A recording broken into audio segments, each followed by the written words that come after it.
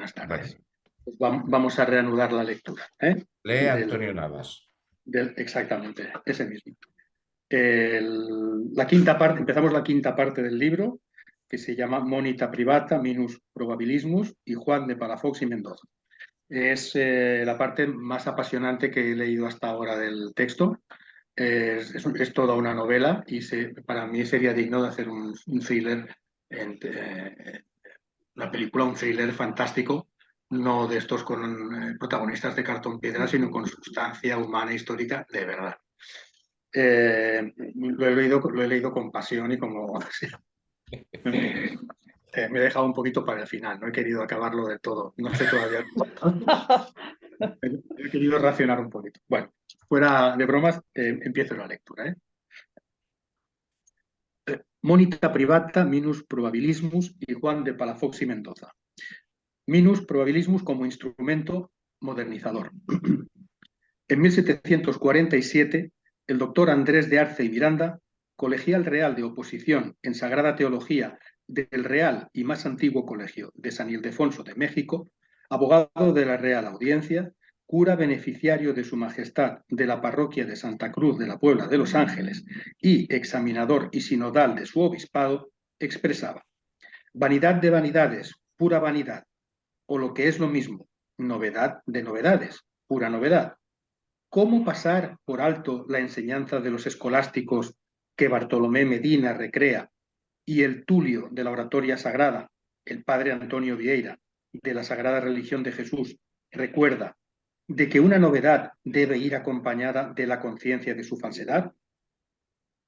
Esta última expresión es fundamental.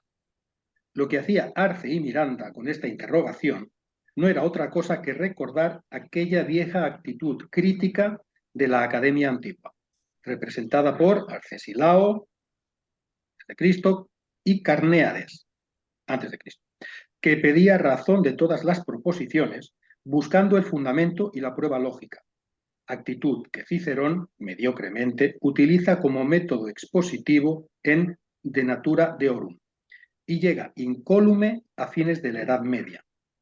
En efecto, lanzando la sonda de la crítica hasta allí, donde antes se había anclado la verdad, aquellos griegos impugnaron la evidencia estoica y epicúrea con múltiples y pormenorizadas razones, poniendo en duda, con ello, todo el sistema de argumentos de la lógica tradicional.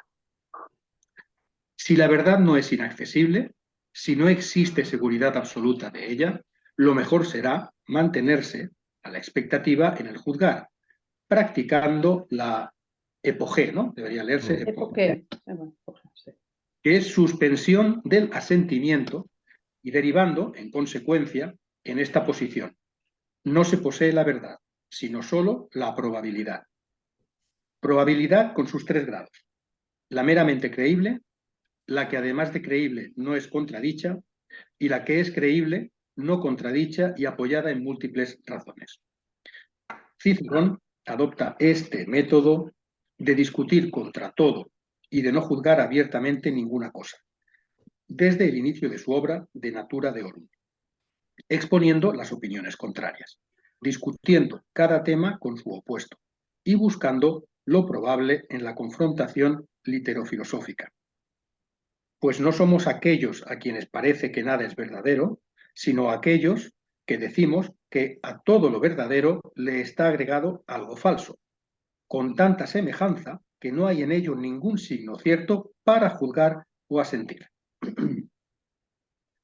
Al recordar que una novedad debe ir acompañada de la conciencia de su falsedad, Arce y Miranda, discípulo de jesuitas, no solo citaba casi textualmente a Cicerón y a la Academia Antigua, sino que al hacerlo ponía de manifiesto la enorme significación que el pensamiento clásico y conjetural había tenido en los fines del medievo y en el umbral de los nuevos tiempos. Nos referimos aquí a la manera en que los escolásticos evitaron el compromiso final de la certidumbre objetiva, ciencia, y la certeza subjetiva, conciencia, y que fueron estos dos modos de concebir la experiencia, el ficcionalismo y el probabilismo. Bueno, todo esto es bastante interesante en el sentido de que él está diciendo que es mentira que la escolástica afirmara un corpus cerrado de proposiciones y que ya no avanzara, ¿no? O sea, está diciendo que la escolástica pensaba en términos de que lo que cada pensador o escuela afirmaba eran conjeturas, que diría, bueno, ha usado la palabra conjetura, ¿no?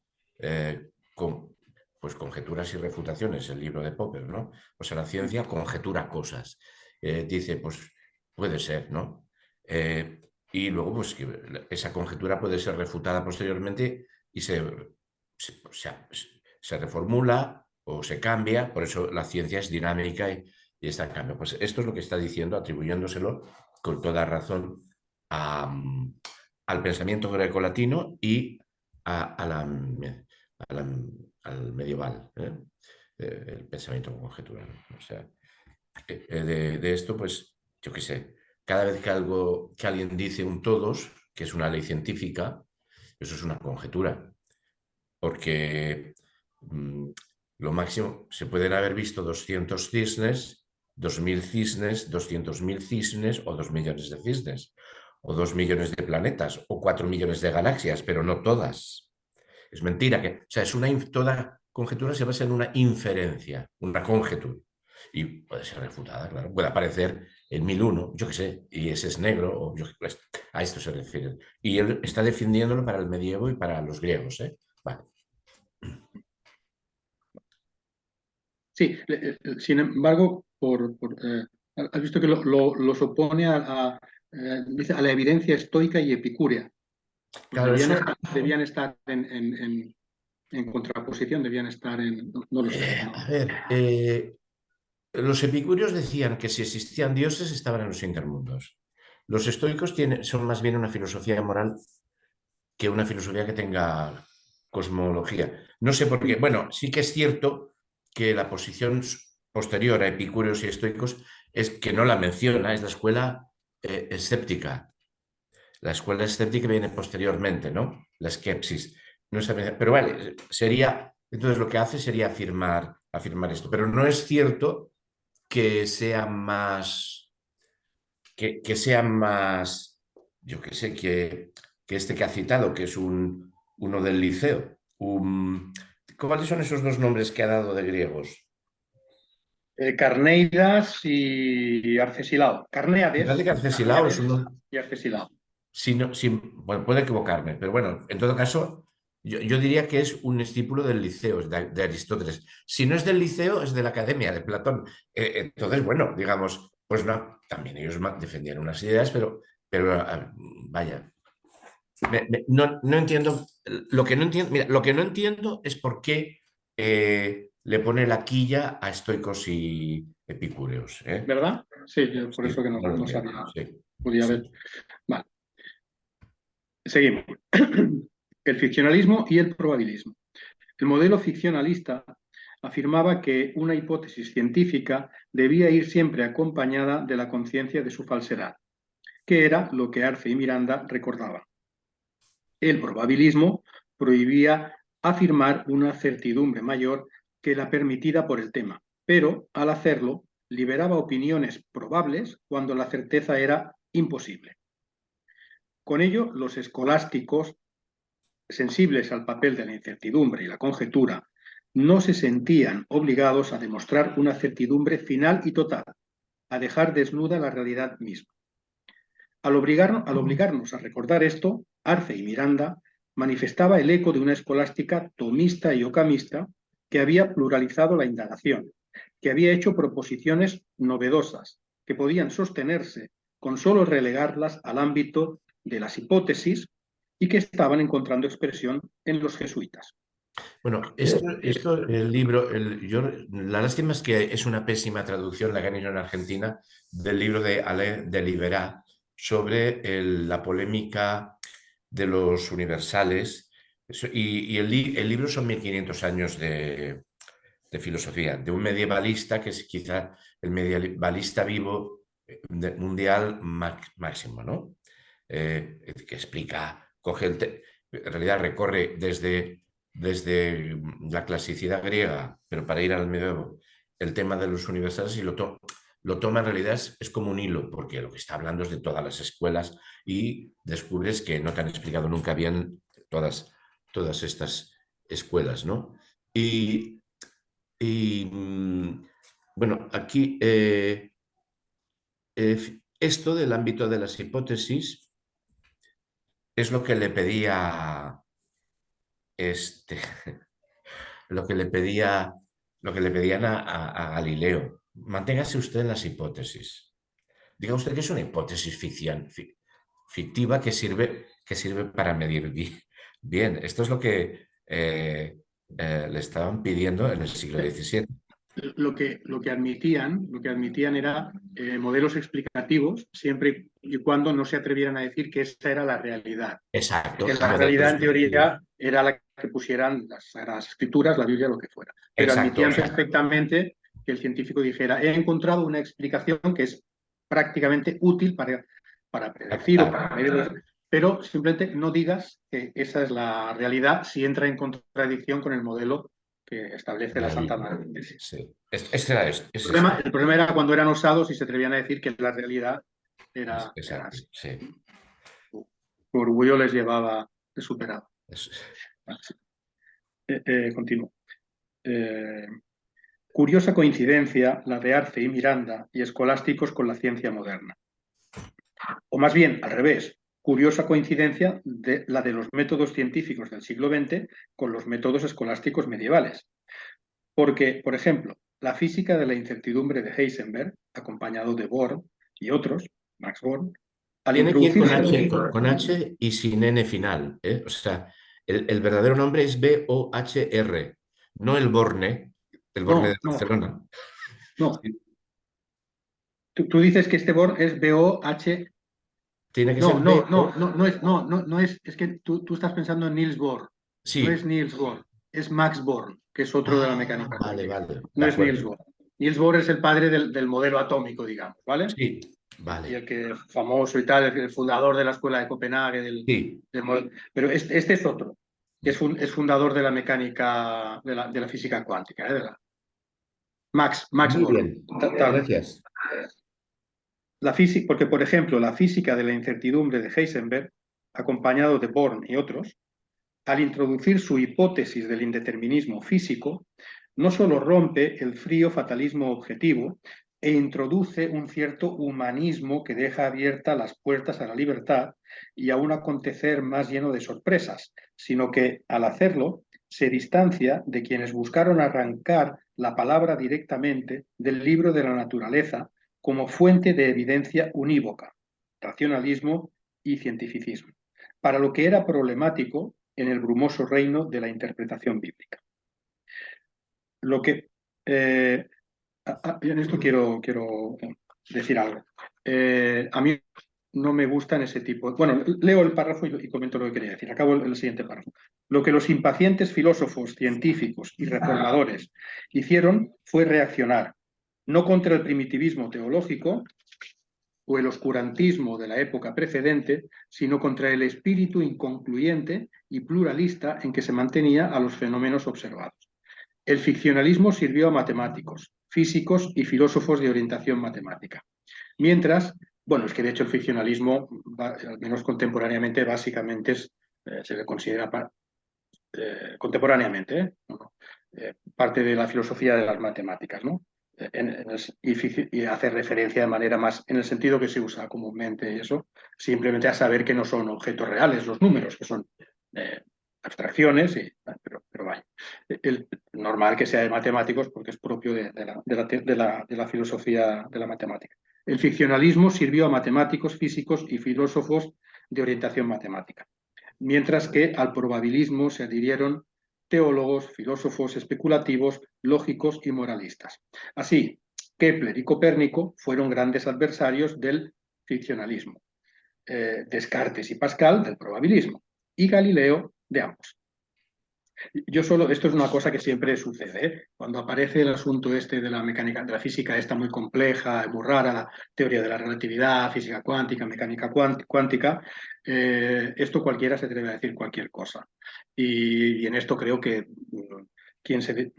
no habría que mezclar. Y creo que no se pueden sacar conclusiones de lo que dice para soportar ni para argumentar ninguna determinada posición filosófica, metafísica o lo que fuera. En primer lugar, porque es muy fácil, no sé, utilizar una expresión metafórica que intenta explicar fórmulas muy complejas y que están al alcance de pocos y que entre ellos disputan sobre su significado real, y de repente que venga a decir, no, esto es lo que significa el principio de incertidumbre de Heisenberg, es incertidumbre, todo es muy relativo, que no es posible el conocimiento, no sé cuánto. Bueno, cada uno lo puede hacer, es un poco al estilo de esto de los franceses, estos que ridiculizaban en el libro de imposturas intelectuales, intelectuales que quieren dar una pátina de, de solemnidad o de fortaleza argumental a sus posiciones filosóficas porque utilizan un supuesto vocabulario científico cogido además cogido de las ciencias más modernas, más abstrusas, más complicadas y más incomprensibles. Que, no, hombre, que si quisieran basarse pues en aquellas cosas que son más de dominio general, pero no, tienen que utilizar aquellas que son generalmente más incomprensibles para el público general y que, esto siempre lo he dicho muchas veces, cuando tú lees a gente de esta que habla de mecánica cuántica, primero es las grandes disputas que hay entre ellos. La percepción del significado estrictamente científico que para ellos tiene, las posiciones incluso enfrentadas que pueden llegar a tener. A mí no me parece honesto sacar conclusiones precipitadas ni, mira, basadas en la similitud semántica de una palabra sacada de contexto. Porque el principio de incertidumbre de Heisenberg no quiere decir que la realidad no es cognoscible o que hay una libertad. Quiere decir lo que quiere decir, que yo sé de palabra una línea, quiere decir simplemente que si en la física clásica es posible conocer dos variables, el estudio del movimiento, por ejemplo, de un objeto, es posible conocer su posición y velocidad en un momento dado. En el ámbito subatómico, el ámbito atómico, pues hay ciertas partículas. El principio de incertidumbre dice que no es posible conocer a la vez dos variables. Se puede conocer una y si se conoce una no es posible conocer la otra. Esto, y que no viene dado por esa otra explicación que se da a veces, que es el instrumento de medida que interfiere y que no es por el instrumento de medida. Eso es una especie de explicación que no, es simplemente porque a las conclusiones que ha llegado el principio de incertidumbre de Heisenberg es que no es posible simplemente de una partícula determinada saber a la vez su posición y otro o algún otro parámetro de pares que suelen ir unidos. Posición y velocidad, momento lineal y lo que sea, X, ¿vale? Esto es lo único que yo sé y ya está, y nada más. Y las conclusiones que de lo que se pueda derivar de ahí, pues ellos sabrán, yo qué sé, yo no me atrevo. No sé, no soy especialista en esa materia, pues no me atrevo, ni creo que de ahí se puedan sacar. Entonces yo preferiría que en esto y en general dejaran de utilizarse ese tipo de Sí. asuntos porque creo que no ha... Sobre todo como relativista. O sea, en todo caso, eso sería confutable. O sea, porque, como tú dices, no es que el modelo cognoscitivo nuestro falle, sino que la materia se comporta de una manera. En todo caso, esto es Terminal, ya está. indeterminada. En todo caso, lo confutable sería esta teoría. No que ellos no están diciendo que la ciencia no conozca, están diciendo que la ciencia conoce y que la materia no tiene, no es Comporta así. en todo caso, hay que refutar ese modelo. Pero exacto, sí, sí, sí. O sea, hay interpretaciones de que eso, digamos, daría pie a un indeterminismo. Entonces, es verdad que hay algunos científicos que lo expresan así y otros, muy importantes también, que dicen que no, que el principio de incertidumbre es un principio determinista, que no hay que confundir el que no se pueda conocer. Bueno, es igual, ya está, ¿eh? Esto es un tema que siempre que sale bueno, sigo leyendo. En forma análoga, Lutero, Melanchthon, Calvino y demás reformadores religiosos atacaron el probabilismo y la casuística, movidos por la determinación de elevar la conciencia de una fuente aproximada de justa razón a modo de acceso directo a normas universales de mayor generalidad. Certidumbre de la conciencia. Ese era el problema. Lo que Arce y Miranda recuerda, en momentos en que las certezas graníticas empiezan a cobrar fuerza también en Nueva España, es que toda afirmación de conocimiento demostrable, de certidumbres totales, en los reinos físico y moral, conduce a graves problemas, citando para ello hasta en 4 ocasiones tanto a Vieira como al dominico Bartolomé Medina. El problema crítico era, por tanto, la racionalidad de los pioneros religiosos y científicos que habían aparecido dentro de áreas culturales católicas y a los que la Compañía de Jesús enfrentaba en Europa. Entre ellos, Roberto Belarmino, Luis de Molina, Francisco Suárez, Sebastián Izquierdo, Vieira, etc. Y en la Nueva España, jesuitas como Matías Blanco, Diego Marín de Alcázar, Agustín Sierra, etc. La Belarmino tesis. está puesto entre los progresistas. Y es verdad, lo era. Belarmino es el del proceso contra Galileo, ¿eh? O sea, Roberto Belarmino es el del proceso contra Galileo. Pero está puesto entre los... Y es cierto, vale. La tesis del minus probabilismus, que sistematizaba y ampliaba el alcance del probabilismo medieval, había sido dada a conocer en 1577 por el dominico Bartolomé Medina, y era, en verdad, la contraparte moderna que España usaba tanto para las ciencias físicas como para las ciencias sociales. En la sexta parte profundizo en este tema del probabilismo. La nueva proposición afirmaba que un agente moral era realmente prudente si, al comparar opciones, seguía la menos probable antes que la más probable. Esta era una tesis altamente desafiante, que pronto fue abandonada por los dominicos, quienes la dejaron para que los jesuitas la elaboraran con sutileza y osadía dialéctica. En toda la Europa católica, el problema suscitó apasionados conflictos entre las órdenes, entre la Iglesia y el Estado, y su eco se dejó escuchar en la Nueva España. Situación grave por la que el minus probabilismus fue aceptado solamente para asuntos especulativos y morales, pero no para asuntos de fe y costumbres. Al ser utilizado... Luego, respecto de costumbres, lo va a negar. O sea, las costumbres también, el minus probabilismo. Si se acepta el minus probabilismo como la moral para generar nuevas reglas morales, y se acepta el contrabando, o sea, y se acepta que sirva moralmente para cargarse las leyes de la monarquía, para vulnerarlas, pues eso, contrabandear y cosas así, negar el monopolio comercial, ¿no? Pues está negándose en las costumbres. Y hablará de la sexualidad al final, pues se está negando, o sea, el minus probabilismus es la opción, o considerar moral comportarse moralmente con una norma que es la más improbable, la más audaz. Y a ver, desde el título nos lo pone. Hay un mundo moderno, el título era no sé qué de la modernidad, ¿no? Hay un mundo moderno, hay nuevos problemas, hay que darle nuevas soluciones morales, hay que inventar nueva moral, pues ya está. Pero esto es muy importante. Este trozo y en la de la 460-70 que nos va a explicar cómo se desmonta, cómo Suárez desmonta la física aristotélica, son dos bombas, bueno, y un uso del libre albedrío. El libre albedrío no es poder hacer bien o mal lo que Dios ordena, poder hacer voluntariamente lo que Dios ordena como bien y poder o voluntariamente hacer mal, sino en este caso, empezando al revés, empezando por poder decidir lo que es moral, porque el mundo depende de nosotros. Claro, es que el atrevimiento y si un nuevo mundo requiere una nueva moral, es que ese nuevo mundo es considerado bueno, aunque sea parte de las formas antiguas de eticidad. Esto es lo que está. Bueno, esto es una bomba. Esto es una bomba. Sí. ¿Continúo? Continúo.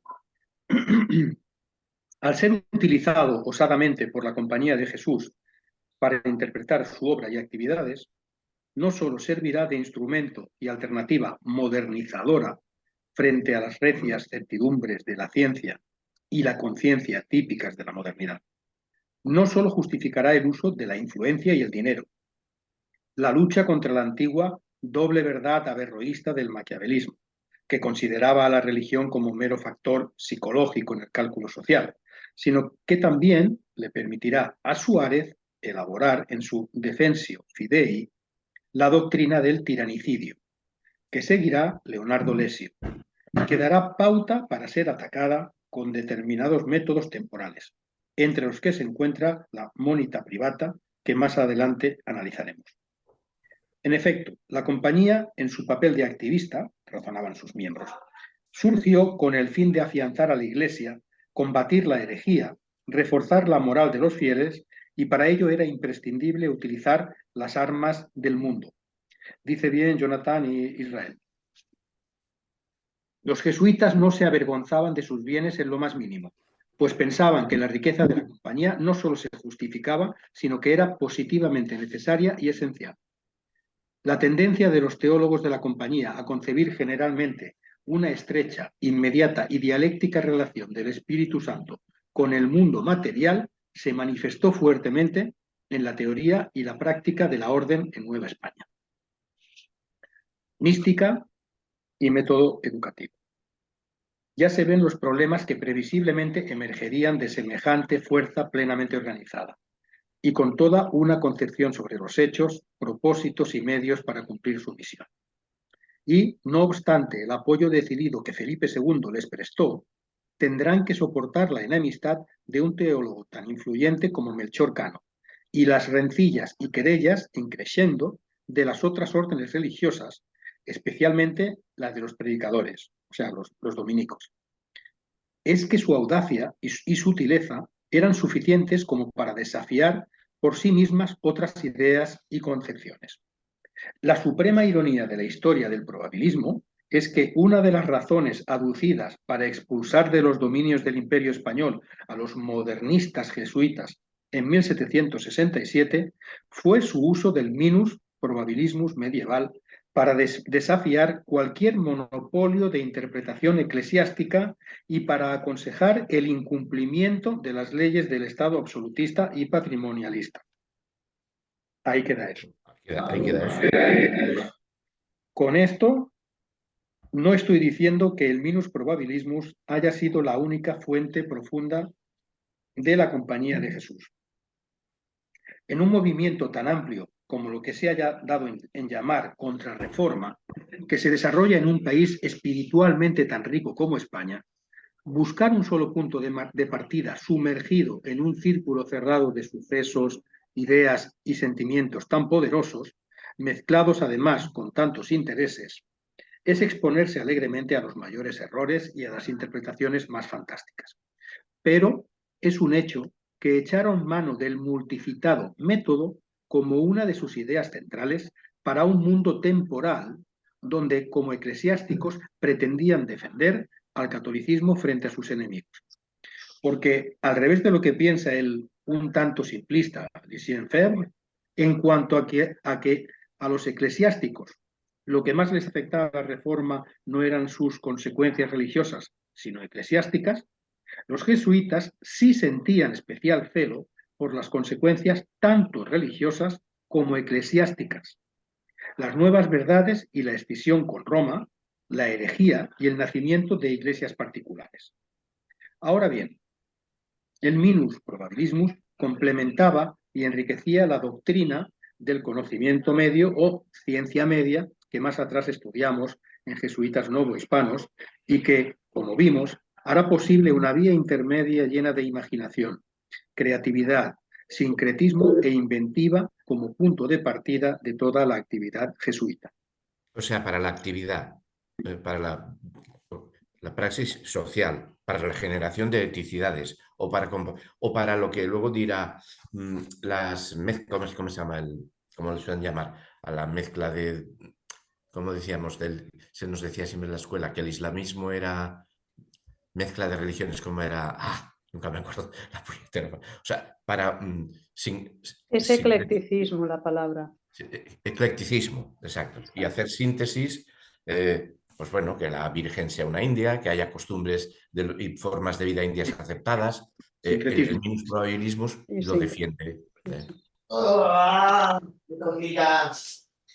¿Qué es esto? ¿Quién ha sacado aquí? Joaquín, ¿Eh? Hola, Arriola, creo. Joaquín. Sí. Hola. ¿Me oyes? Sí, Ahora, Vale, ahora vale. se oye. Vale, vale. ¿Qué Bueno, decías? que yo tenía el enlace antiguo y yo no decía nada. Simplemente que no podía conectarme hasta ahora porque no tenía el nuevo enlace. Ah, es que hoy he abierto Joaquín para variar, para que él también tenga. Y entonces, si ha sido al que tenías antiguo, hoy hemos empezado con uno que ha generado el nuevo. Vale, muy bien. Ha enviado el mail a todos y vale, discúlpanos sí. que Nada, pensábamos. adelante con Vale. los flores. Hoy he ¿De dónde, abierto yo. de dónde es la foto, Joaquín, que has puesto? Putin, bien. Es Perú, Perú. Perú, No, vale, vale. pones Putin, no Perú. No, Sí, es no, pero ¿dónde? peruanos, ¿Dónde ¿eh? han puesto esa? Peruanos que después de la experiencia que tuvieron con los jesuitas, pues ahora piden que Putin haga lo que hicieron los jesuitas en el siglo XVII. Muy buena. Nos pueden oír, cuidado con lo que digáis, camaradas, que Desde esto queda Langley nos grabado. van a oír. Esto queda grabado, que esto queda grabado. Bueno, sigo. Continúo, ¿vale? Sí. La ciencia media o ciencia condicionada impregnará de fervor constructivo e impulso crítico la visión de la compañía, interpretando la revelación cristiana como el conjunto de los signos históricos y modos de manifestación del Dios que actúa.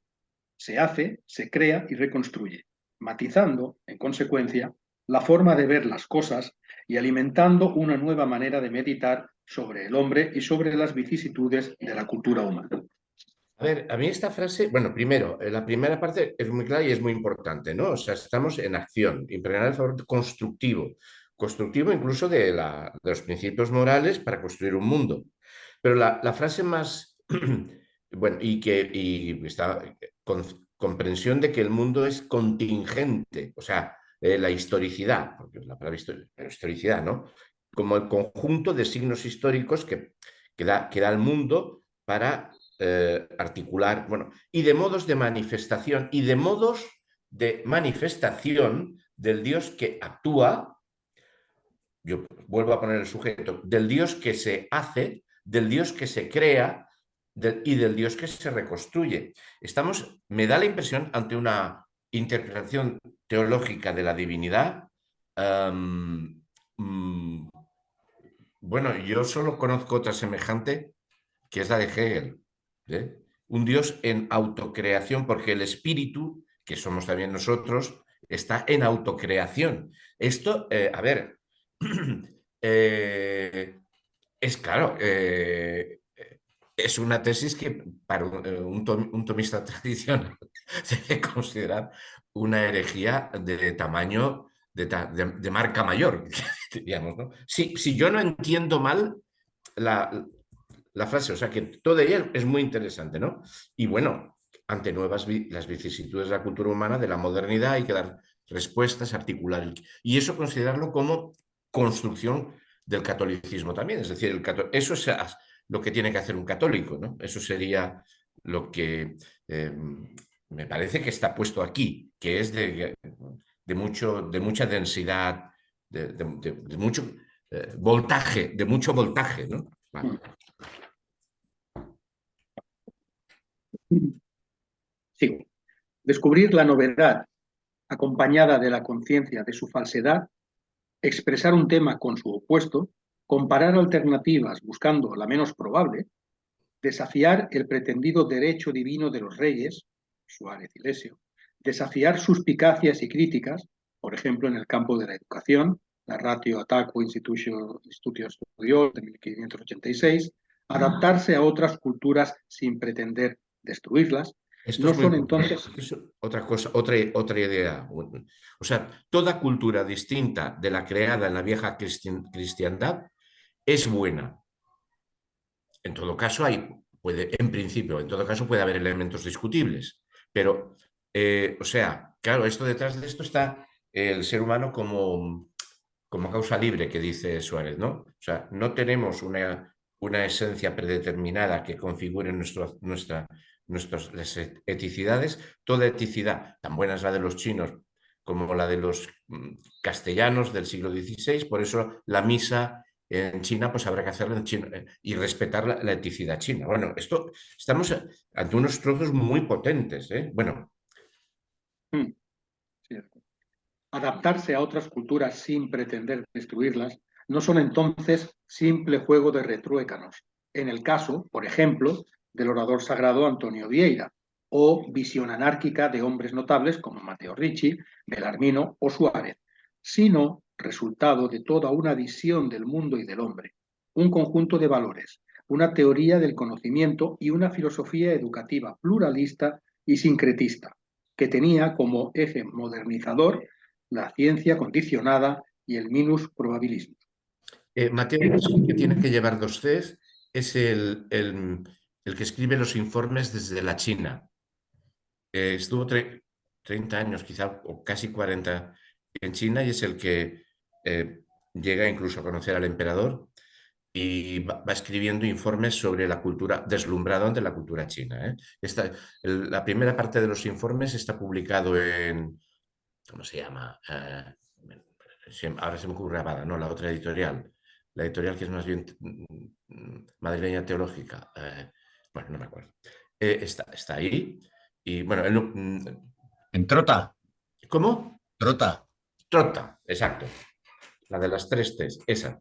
Bueno, ahí es un informe precioso, ¿no? O sea, la admiración y bueno, él una vez le dejan entrar en China no puede volver, porque en China si te dejaban entrar, si te dejaban incorporarte a su mundo y no te mantenían en una ciudad costera con estatuto de mercader, si te dejaban entrar ya no te permitían salir.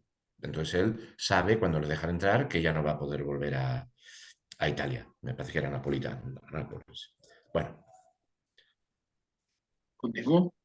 Vale. Que esto es cierto, podemos rastrearlo en la obra de los jesuitas mexicanos de los siglos XVII y XVIII y, naturalmente, en su código educativo. La Ratio de 1586, por ejemplo, promulgaba la defensa de 2 cuestiones fundamentales en su plan de estudios: las humanidades y el griego.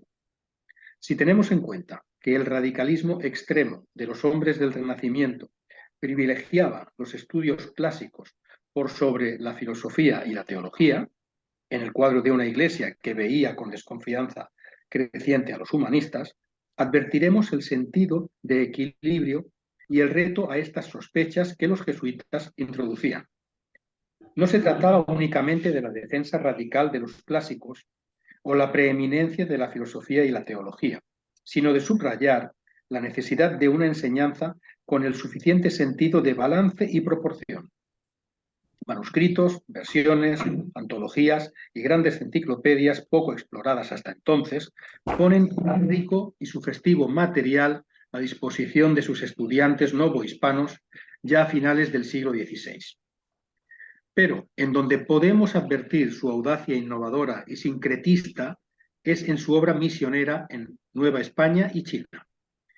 No es casual que en momentos de la tensa disputa entre jesuitas y el obispo de Puebla, Juan de Palafox y Mendoza, años 1648 y 49, este último arremeta contra la concepción irenista que aquellos tenían y llevaban a la práctica en la lejana China. Porque, ¿qué paz puede haber entre la religión verdadera y la falsa? Entre Cristo y Belcebú, entre el espíritu y la carne, entre la cruz de Cristo y los deleites temporales del mundo. ¿Qué iglesia no ha sido regada con su sangre? Pero, ¿dónde están los mártires de la China?, se preguntaba Palafox y Mendoza, acusándolos por condescender demasiado con el mundo cuya prueba fundamental era la de no tener mártires. Un momento, están llamando. ¿Qué otra religión, Inocencio Santísimo?, preguntaba Palafox al Papa, ha sido de tanto estorbo a la Iglesia Universal y ha llenado de tantas discordias al orbe cristiano? La visión demasiado rigorista y semi-jansenista de Palafox no podía tolerar la doctrina teológica jesuita más flexible y plural, que se manifestaba también en su método misional en la Nueva España.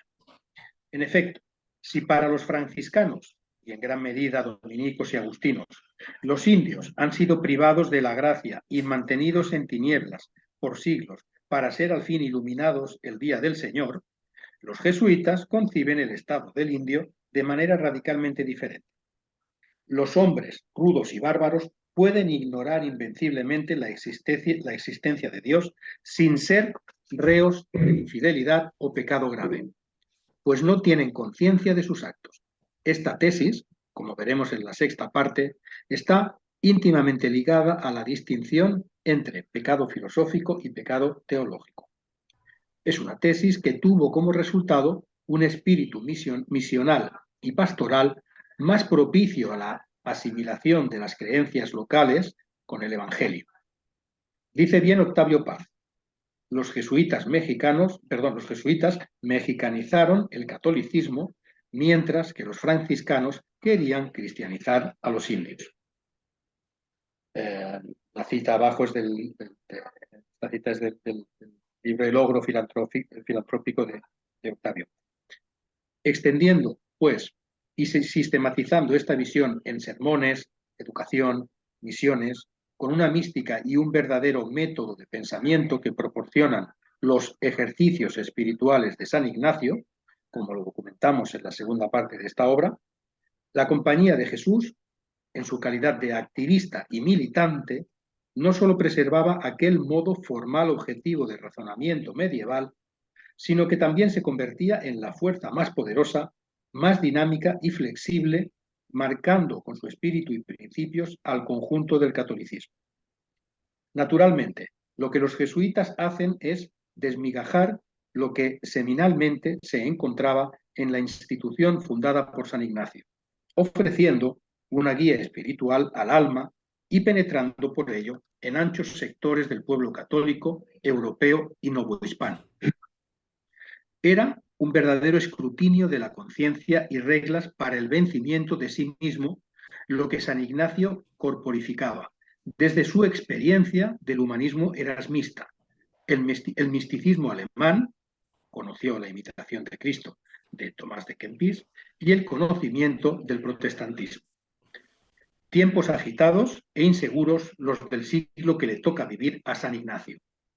En el lapso que va de su conversión en 1521 hasta la fundación de la compañía en 1539, ocurre precisamente la marejada de la renovación espiritual e intelectual en España, donde el hombre busca en su interior la salvación y la felicidad que no le pueden dar ya las circunstancias externas de la vida, inficionadas con los sueños de certidumbres totales, físicas y morales, que son seguidas, en ritmo creciente, por una estela de ruinas.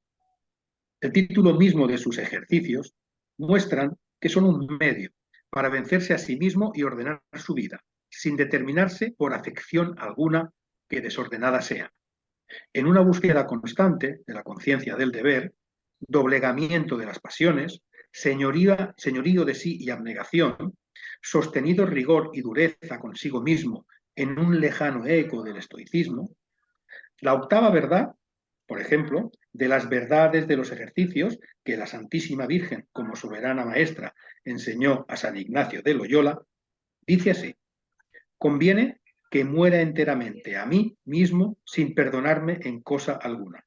Y entonces, puntos suspensivos. Bueno, yo creo que de esto quizá Joaquín podría decir bastantes cosas. Es que si se enuncia esto así, parecería que, o sea, enunciado así, parecería que uno quiere ser un eremita, o sea, se retira del mundo, cuando en realidad, igual que la filosofía estoica, se trata de un autodominio de uno mismo para lanzarse a la sociedad, trabajando en ella, resistiendo a las tentaciones que la sociedad, el mundo, o sea, esto es Epicteto y Aureliano y Marco Aurelio, que yo recuerdo haber leído, no sé. mientras que si se enuncia lo otro, parece que es convertirse un muerto en vida, y mientras que lo que se trata es de intervenir y crear cultura material, o sea, lanzarse al mundo, no retirarse, ¿no? Yo creo y si hay una punta estoica, me parece importante ahí, no sé qué. Putin, no sé si Putin tiene algo que decir. Putin del Perú. No, estoy de acuerdo con lo que dices. Tienes Vale, razón, que hay una interpretación un poco extraña de lo que son los ejercicios en la teoría y en la práctica. vale. Vale.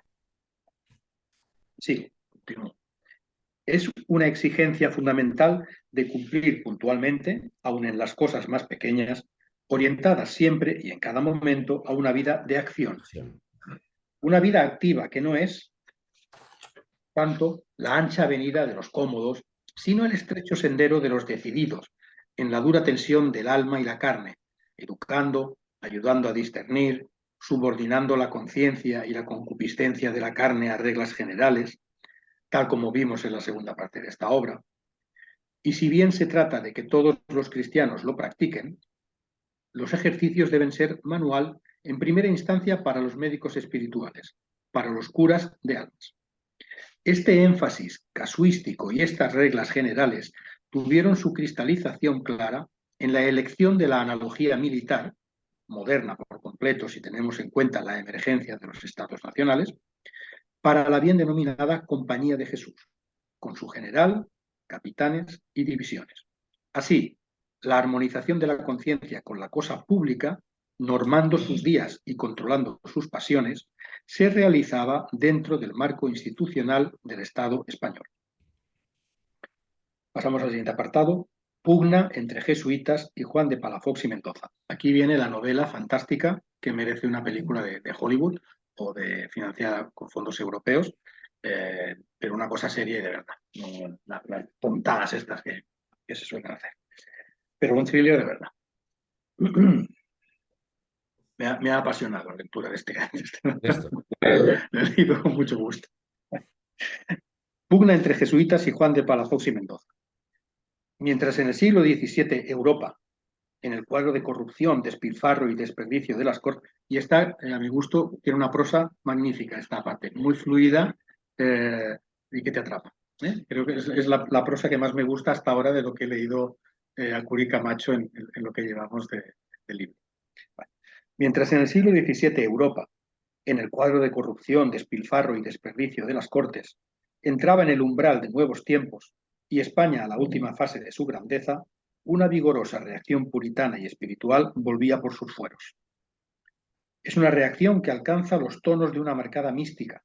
Todavía se escuchan las voces de Santa Teresa y San Juan de la Cruz, oratoria sagrada, Vieira, Buset, Calatayud, y un puritanismo social y político.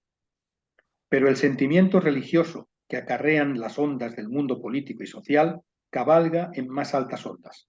Es Por agitado. cierto, yo creo que se refiere, digo, a Bossuet, o sea, Bossuet, yo pondría la U después de la doble S, y entonces es el obispo francés Bossuet. Es agitado. Vibra con más hondo fervor y con un indecible anhelo religioso de salvación que rastreamos en personajes como, pues debe ser, Bossuet, Laud, o Lot, si es francés, y Juan de Palafox y Mendoza. En este último pervive esa tradición, aquel notable puritanismo político, social, con su vida austera y sus ideales de enlazamiento de la religión con la política, tal como lo transparenta de inmediato en Nueva España. En efecto, en un lejano eco del emperador estoico Marco Aurelio, las máximas posibilidades de una vida de acción se las ofreció su participación en la vida pública novohispana. Palafox y Mendoza, puesto de veras en practicar la religión, no permaneció en la soledad y aislamiento, sino que la convirtió en clave para lograr la efectividad del Estado y su aparato político-militar administrativo. Invirtiendo el pensamiento de Maquiavelo, que sostuvo que los principios cristianos de paz y mansedumbre eran incompatibles con la vida pública, Palafox y Mendoza afirmaba que la doctrina cristiana servía eficazmente en la construcción del Estado. Desde ahí han de deducirse los ideales y objetivos públicos del Estado y la monarquía española, pilares del catolicismo y la sociedad en general. Consecuente con esto, no lo mueve el impulso de la sola teoría o de la vida contemplativa, sino el del obrar práctico, insistiendo más y más en materializar una reforma profunda en las costumbres, suprimiendo el vicio, organizando el gobierno y renovando al clero.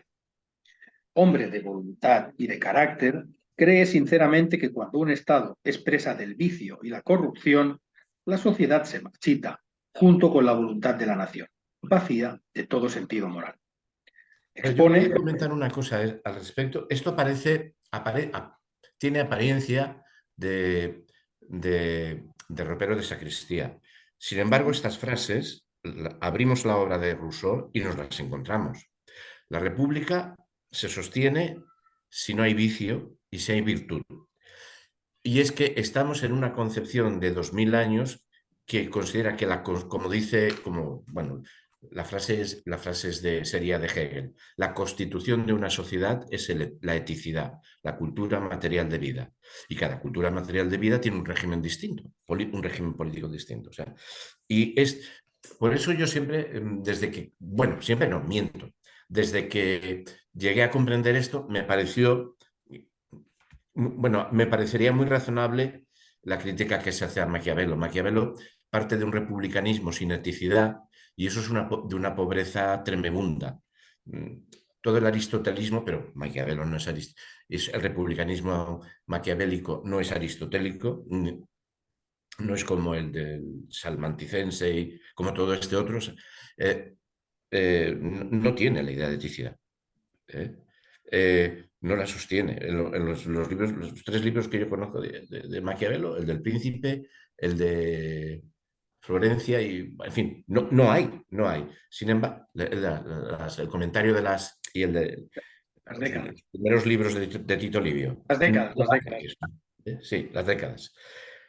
Y bueno, o sea, y si cogemos a Rousseau, yo siempre, recomiendo el libro de Rousseau, La Constitución de Córcega, ¿no? Que se titula Constitución de Córcega, uno lo abre y no hay ni un artículo de borrador de Constitución. La Constitución de Córcega como república es virtudes, frugalidad, no sé qué, o sea, y así son las 60 o 70 páginas del texto, ¿eh? O sea, esto es una tradición.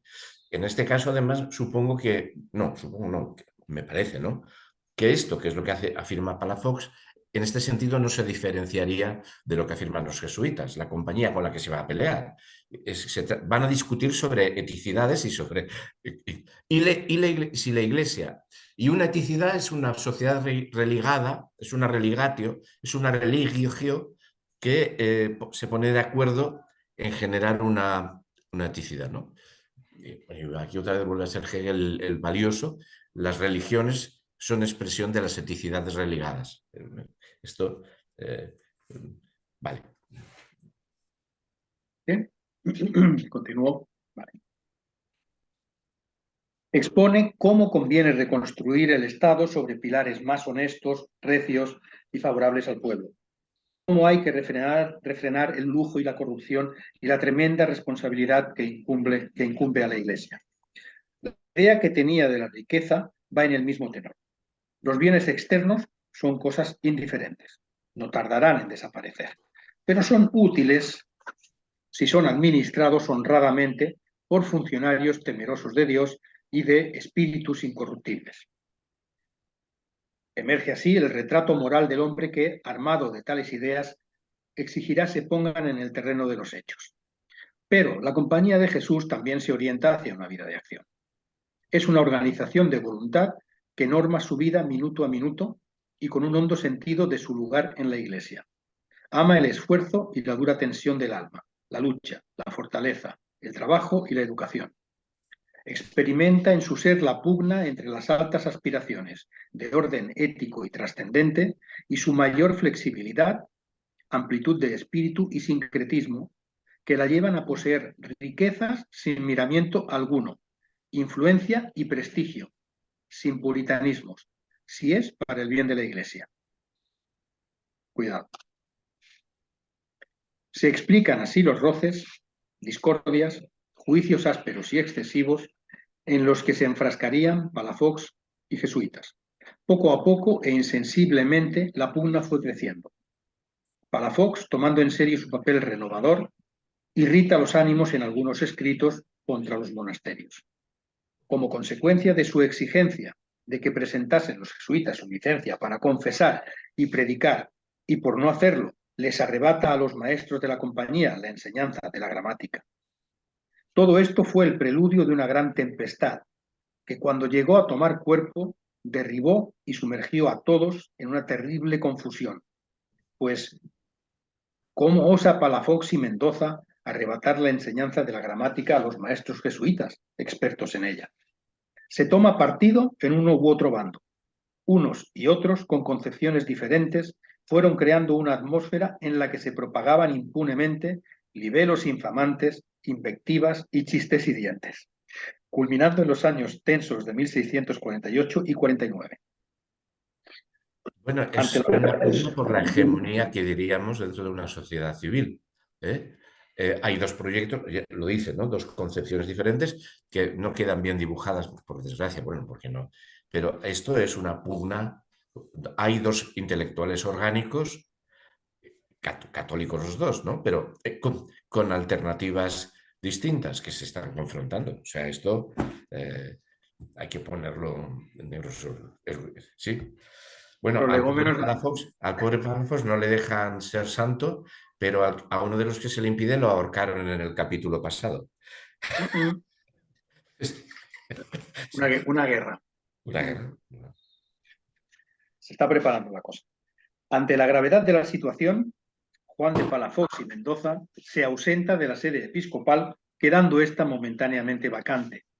Esto lo aprovecha la Compañía de Jesús para presentar ante el deán y el cabildo de la sede vacante de la Puebla de Los Ángeles las bulas y privilegios junto con las licencias de su aprobación, en virtud de las cuales demostraban haber ejercido el ministerio de la predicación y administración del sacramento de la penitencia. En efecto, ante el doctor Miguel de Poblete, maestro de escuelas, doctor Jacinto Escobar, canónigo de la Sagrada Escritura, licenciado Lorenzo de Horta, racionero y comisarios nombrados exprofeso por el Cabildo Angelopolitano para examinar bulas, privilegios y licencias que manifiestan los padres jesuitas, comparecieron a las 9 de la mañana del 18 de junio de 1647 los rectores de los 3 colegios de la Compañía de Jesús establecidos en Puebla, junto con todos los sacerdotes, predicadores y confesores, estantes y moradores en ellos. Ahí manifestaron humildad, obediencia y reconocimiento a la autoridad eclesiástica diocesana, presentando las bulas, privilegios y licencias que tenían y habían tenido para ejecutar dichos ministerios. Y tal reconocimiento y obediencia a la dignidad ordinaria diocesana era necesaria, si tenemos en cuenta que esto era parte del conflicto con Palafox. Habiendo hecho... Yo creo que aquí lo que nos está planteando Curi Camacho, pero podría haber hecho, es Palafox, para ya derrotado, que seguramente en estos momentos, para dar lugar a que se presenten los papeles, se ausenta de la sede y permite a un segundo que él no hace el trágala de ser el que acoja los papeles, ¿no? Sin embargo, luego el enemigo, en este caso los jesuitas, informa y le acusan, y el rey o el papa lo acusa de haber abandonado sede. O sea, lo que a mí me parece que nos está contando Curi Camacho es esto, ¿no? O sea, Palafox se ausenta y su segundo puede aceptar estos papeles, ¿vale? Pero luego va y a Palafox le acusan de haber estado como en sede vacante, que eso está muy... No avances. Vale. No adelantes. Que está muy interesante. Sí. Está muy interesante.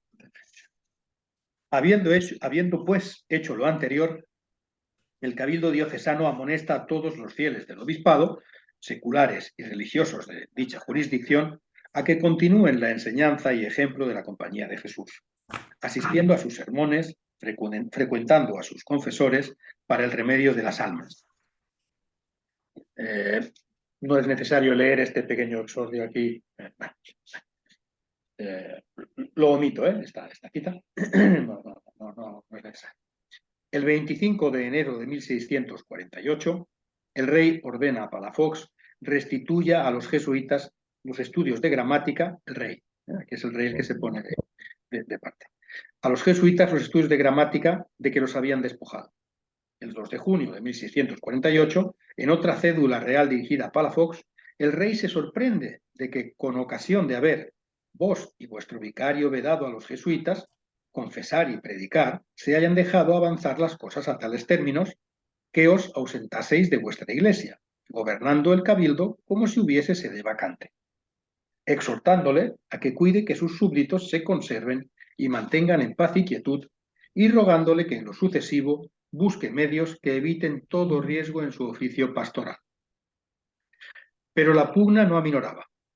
Baltasar de Lagunilla, jesuita, procurador general de la provincia de las Indias, comunicaba al rey de España que los agentes mandados a la corte española por Juan de Palafox y Mendoza hacían allá mucha y cumplida diligencia contra la compañía, que el cardenal Albornoz del Consejo de Estado de Su Majestad favorecía mucho a dichos agentes, por lo que le solicitaba detuviera tales maquinaciones.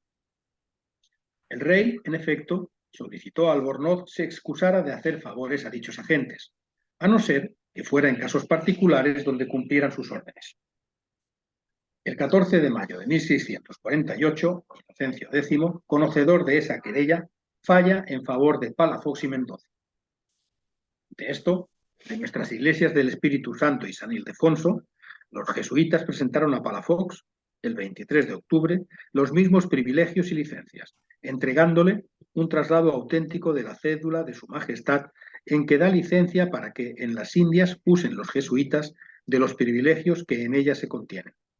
De esta forma, creían los jesuitas que echando mano de una cédula del rey, podían guardarse de sufrir mayores presiones del Papa y Palafox. Este, moderadamente acepta las licencias presentadas por los jesuitas, pidiéndoles a estos que cooperen en el ministerio pastoral, con el espíritu y fervor que él espera, remitiendo al padre Diego Monroy, rector del Colegio del Espíritu Santo, las licencias para los padres Juan de Figueroa, Pedro de Valencia, Alonso de la Peña, Juan Ábalos, Diego de Molina, Pedro de la Serna, Francisco de Uribe, Bartolomé de las Casas y Diego de Aguilar. A todos ellos se les concede licencia para predicar en todo este obispado en lengua castellana.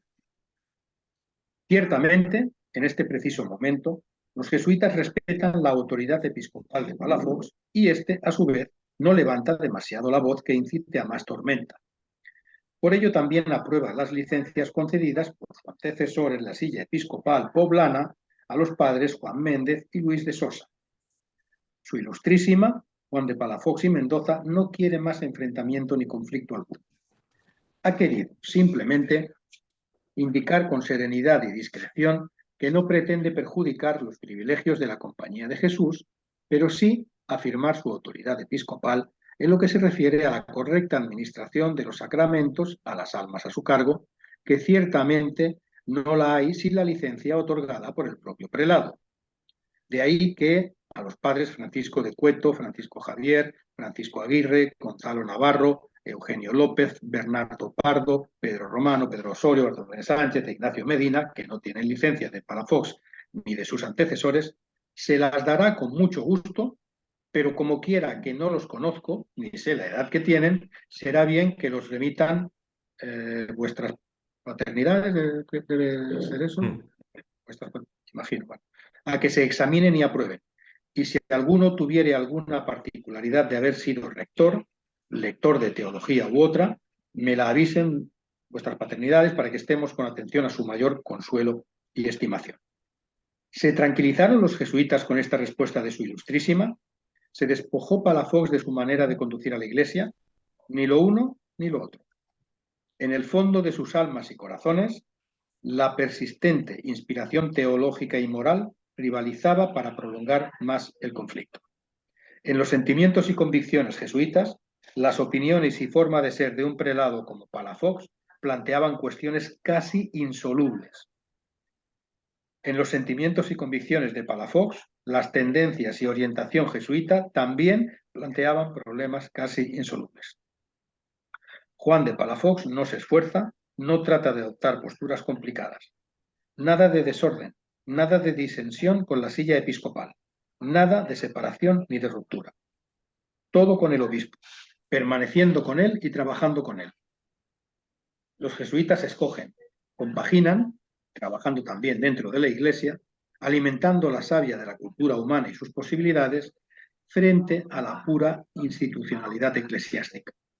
Claro, no se entiende bien cuál es la confrontación, cuál es la sustancia, porque claro, no es, aparte del filo de ego, aquí ha de haber hay una sustancia que no se nos explica, ¿no? O sea, esto que seguro que sería muy interesante saber cuál es la pugna conceptual. Vale. Mas para estas alturas de octubre de 1648, las cosas ya habían ido demasiado lejos como para encontrar una reconciliación. Las declaraciones, expresiones, vituperios, mofa, rumores, maledicencias, calumnias y rencores habían crecido en partidarios de un lado y otro, tanto que un espíritu belicoso se alimentaba sin tregua. Palafox y Mendoza no vacila en imponer su autoridad, amparado en el fallo que en su favor había dado Inocencio X el 14 de mayo de 1648. Así, los sediciosos ánimos de los padres jesuitas no se aplacaron con el breve de la santidad del señor Inocencio X, argumentando que todavía faltaba ser ratificada por el Congreso de Indias. En efecto, los jesuitas incrementaron la presión, a pesar de tener en contra al mismísimo Papa, y toda circunspección desapareció. Sí, el 8 de enero de 1649, Palafox y Mendoza dirige a Inocencio X una carta, dándole cuenta de la negativa jesuita a aceptar el veredicto, de las graves afrentas sufridas en su fama por alumnos jesuitas en la víspera de la festividad de San Ignacio de Loyola y, sobre todo, ataca en ella abiertamente las concepciones y tendencias de la Compañía de Jesús. Esta, afirmaba, no forma parte ni del clero secular ni del regular. Es un cuerpo extraño que usurpa las funciones del clero secular y que elude los objetivos del claustro, solicitando, en consecuencia, la desaparición de esta. Se había llegado al cénit del conflicto. Naturalmente, los jesuitas europeos pusieron el grito en el cielo. Hasta entonces ellos creían que sus hermanos jesuitas en la Nueva España erraban y les reconvenían a la reconciliación, al grado que el mismo general de los jesuitas, el padre Vincenzo Carafa, los reprendió severamente en 1647. Pero después de esa carta de Palafox y Mendoza, todo cambió. Entendieron que una lucha sin cuartel existía entre jesuitas y Palafox y Mendoza. Cartas de Juan de Palafox y Mendoza. Dos son las principales cartas que Juan de Palafox y Mendoza dirigió al sumo pontífice, Inocencio X.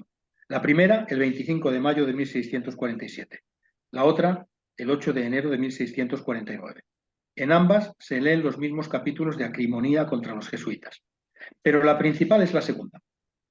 En esta se acusa a los jesuitas de todos los países de seductores de pueblos, de impugnadores acérrimos de la doctrina de los santos padres, perturbadores de la Iglesia universal, gravosos y molestos a los obispos, depresores del clero secular y de casi todas las otras órdenes religiosas, de ser consejeros dañosos de las cortes y de los príncipes, de haberse entregado al comercio desde el origen mismo de la compañía, de ser astutos, maliciosos, sospechosos, envidiosos, soberbios, propensos a la idolatría y al demasiado regalo del cuerpo, y, esto último, por fuerza y virtud de sus mismas constituciones.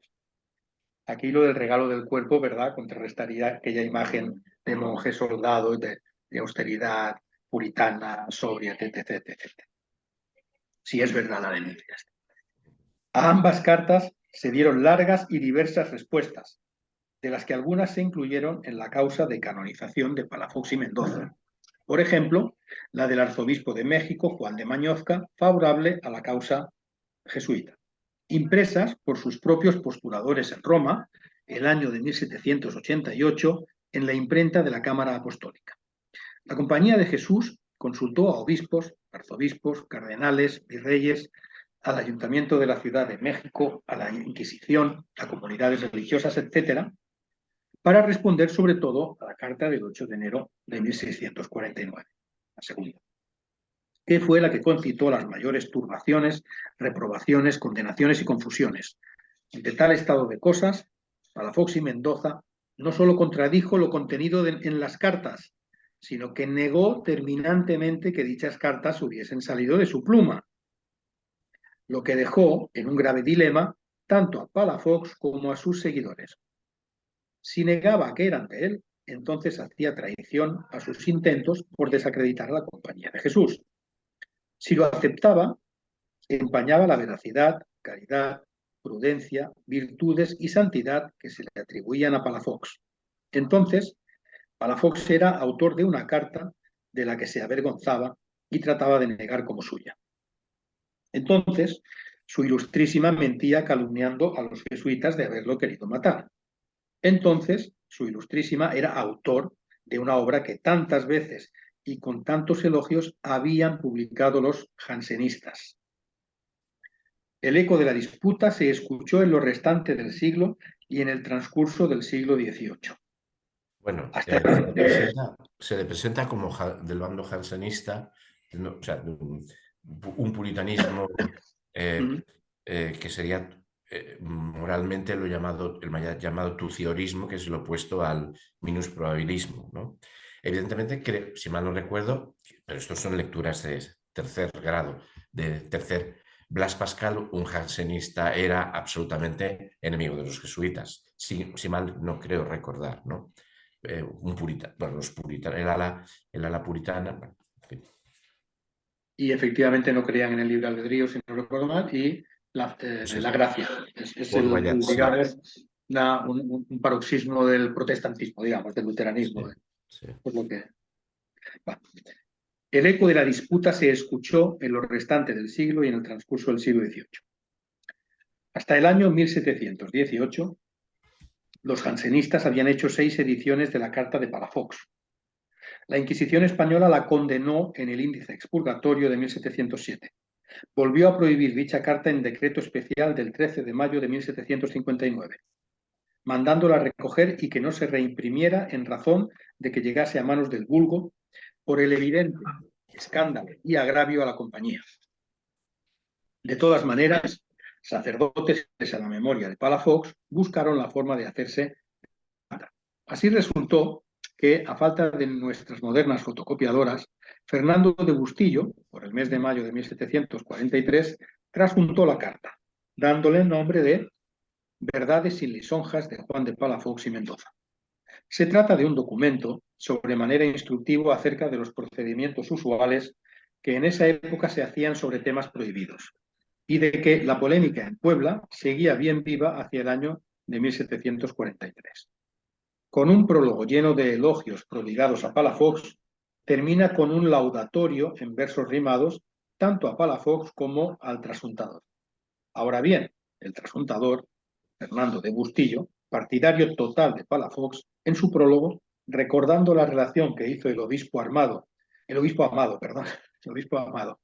a Inocencio X sobre los daños irreparables que han causado los jesuitas por el desorden que guardan en su regla, refiere que Palafox no infama las constituciones jesuitas aprobadas por el sumo pontífice, solo las ocultas y estrambóticas como la Mónita y otras semejantes.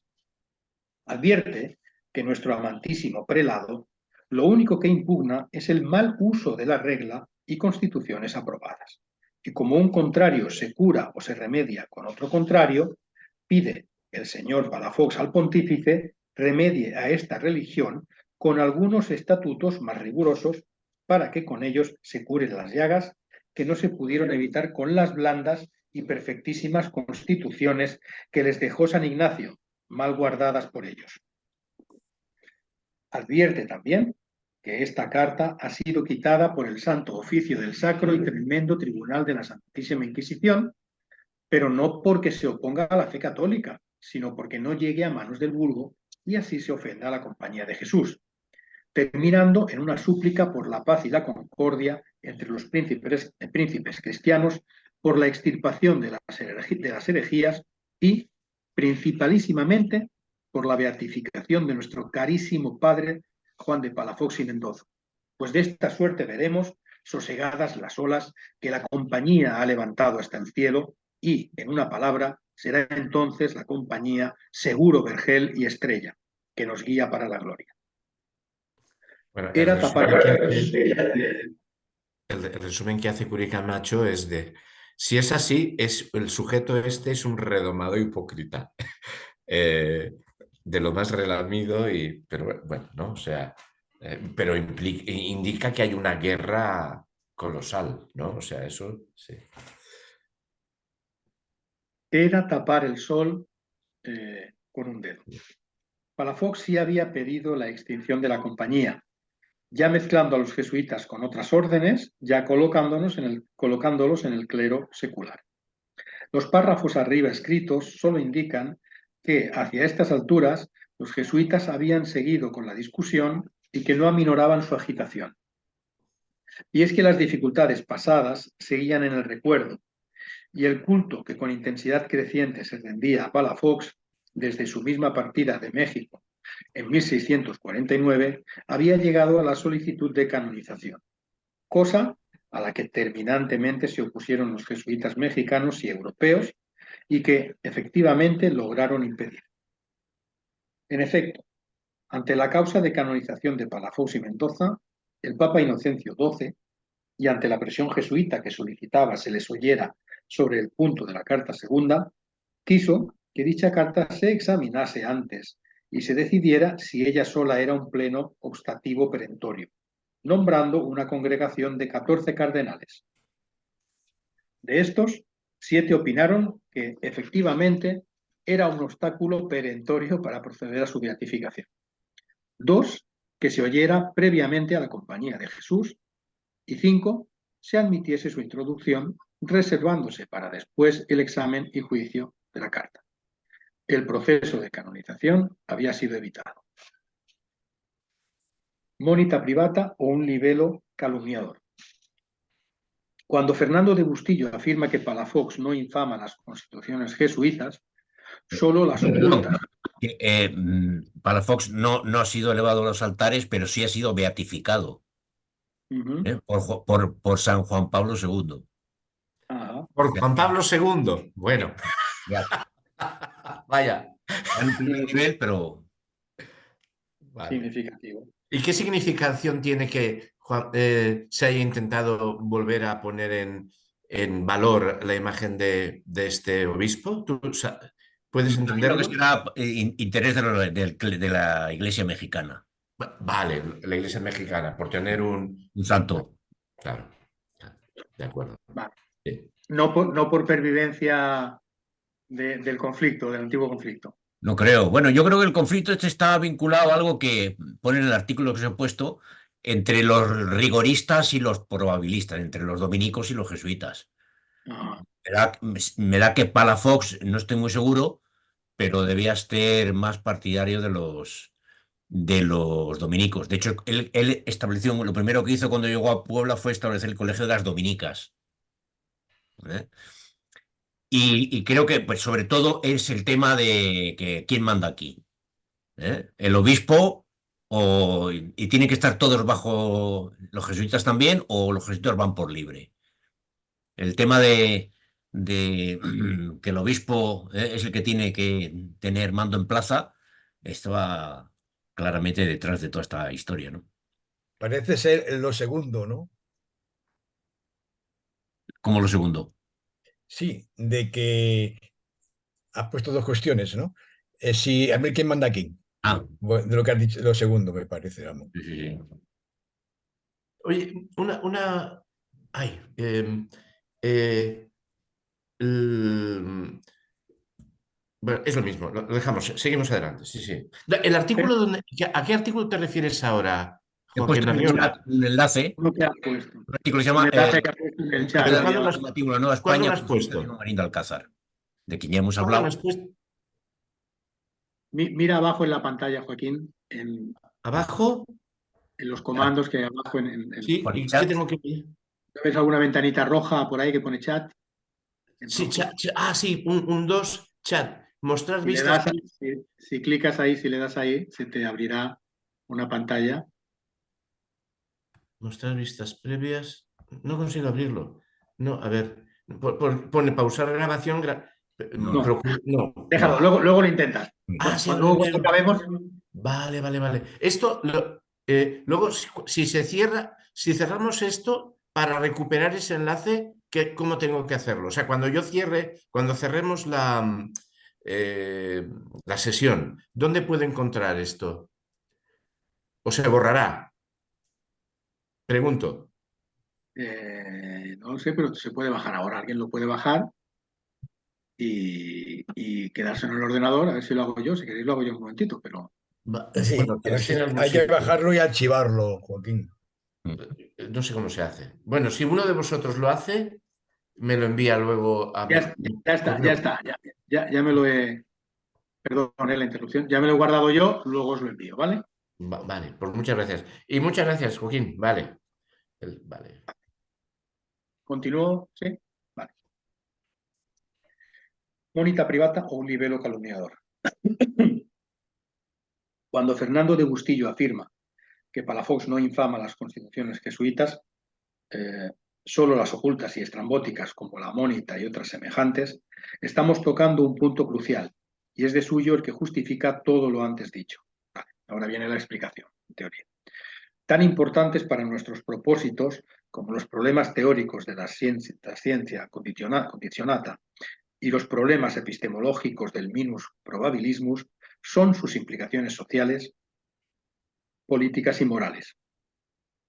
Pues ciertamente, las constituciones ocultas y estrambóticas como la Mónita nos permiten armar los cabos de la investigación y concentrar la atención en aquellas, porque la Monita Privata Societatis Iesu, amonestaciones privadas de la Compañía de Jesús, y otras semejantes, que bien pueden ser proposiciones aliquot, quae, scolis, bla, bla, bla, algunas proposiciones que no deben ser enseñadas en las escuelas de la Compañía, o Defensio Fidei Catholicae, Defensa de la Fe, de Francisco Suárez, o algunos textos de Legibus, del mismo autor, Suárez, nos conducen a las últimas premisas de conducta de la Compañía de Jesús y a racionalidades que instalan transacciones entre esas premisas y problemas de moralidad interna, conciencia privada y disciplinas sociales. En realidad, mi intención no es identificar sus doctrinas políticas, sino llamar la atención sobre un libelo infamante contra la Compañía de Jesús que se propagaba por aquella época, la Monita Privata Societatis Iesu. Irracionalidades de conducta interna surgidas de su visión del mundo y del hombre y que regirán en Nueva España. Algunas proposiciones filosóficas y teológicas que no debían enseñarse en sus escuelas. Como es sabido, el pensamiento escolástico se caracteriza por su pluralismo, aceptación de una pluralidad de entes reales diversos, su personalismo, reconocimiento de la precedencia del valor de la persona humana, y por un concepto orgánico y polivalente de la realidad y el teocentrismo, o mirada dirigida al Creador. Esta concepción jerárquica y todista del ser, muy sensible a la continuidad de las ideas, cristaliza en la tradición medieval de las 7 partidas, que concebía a la persona humana por su lugar social y misión cristiana y que se expresará en la totalidad orgánica del Estado católico. Pero junto a ellas, el signo y la obra de Maquiavelo marca una profunda huella en el pensamiento político-social en el cuadro de nacientes estados nacionales y príncipes cristianos competidores. No es de extrañar que ambas visiones se conviertan en antagónicas y, no obstante ello, coexistan a principios del siglo XVI en la misma España, donde sobrevivieron tendencias renacentistas aún después de la marejada de la Reforma. Lo que quiero decir es que, a pesar de que miles de europeos hicieron suyas las doctrinas de uno y otro signo, ni el tomismo medieval, ni el amoral, entre comillas, maquiavelismo, concluyeron en posiciones absolutas y monológicas. Y eso lo podemos advertir en las diversas interpretaciones que del tomismo se hicieron, desde Vitoria y Suárez hasta Francisco Oviedo. Y lo mismo frente al Además, maquiavelismo. lo que no acabo de conocer es la influencia de Maquiavelo en la España del 17. Es decir, yo no... que haya habido una influencia alternativa a la de la salmanticense, bueno, el erasmismo, pero Maquiavelo, la concepción política republicana de Maquiavelo opone república a monarquía. O sea, o se es republicano o se es monárquico. Eso en la España de la época jamás, todo se consideraba, era aristotélica institucionalista. La república podía ser una república monárquica, una república aristocrática o una república democrática. Y este es el tronco que yo, y no conozco, bueno, puede ser auténticamente ignorancia mía, pero no conozco ningún pensador español del 17 que defienda la teoría. Siempre se habla del maquiavelismo solamente como eso, el fin justifica los medios, pero el problema del maquiavelismo es que opone monarquía, o sea, como se suele decir hoy en día, es romano, opone monarquía y república. Donde hay república, no hay monarca, se le ejecuta, para entenderlo, ¿no? Y esa no es el institucionalismo aristotélico tomista y escolástico en las distintas escuelas, ¿no? No solamente en la tomista, sino en la de Suárez y, por supuesto, en la de Vitoria, por supuestísimo, ¿no? Pero no, bueno.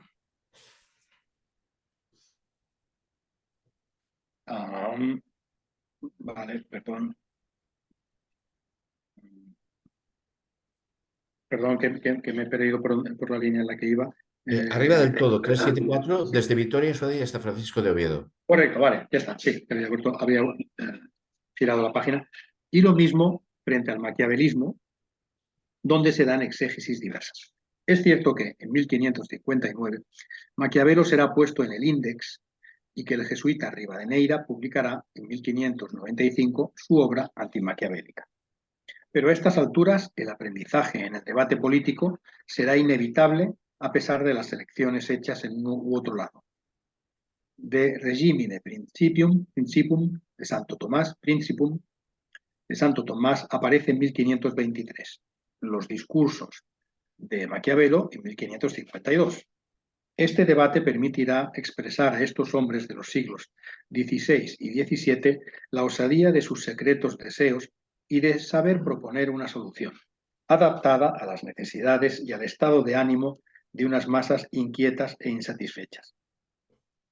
Habiendo hecho su elección y aprendizaje político, la Compañía de Jesús enfrentará el relativismo y la amenaza de tiranía contenida en el naturalismo y en la razón de Estado, como artificio que proclama Maquiavelo. Esta concepción estaba en las antípodas de la teoría neoescolástica desarrollada por Vitoria, Soto y Suárez, sobre todo en este último. Derecho, política, sociedad, autoridad, forma de gobierno, pacto político y limitaciones del poder encuentran plena expresión en Suárez.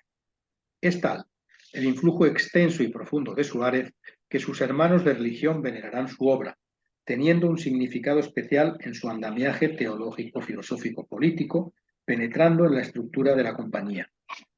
Pero no solo sus ideas políticas, sino toda su filosofía en su conjunto doctrinal, preparación y culminación sistemática, es el rasgo característico de la Compañía de Jesús, al menos desde 1617, fecha de la muerte de Suárez, cuando las persistentes rivalidades con las otras órdenes, especialmente la de los dominicos, orden a la que pertenecía su rival Melchor Cano, lo llevaron a desechar, según la Monita Privata, a Santo Tomás.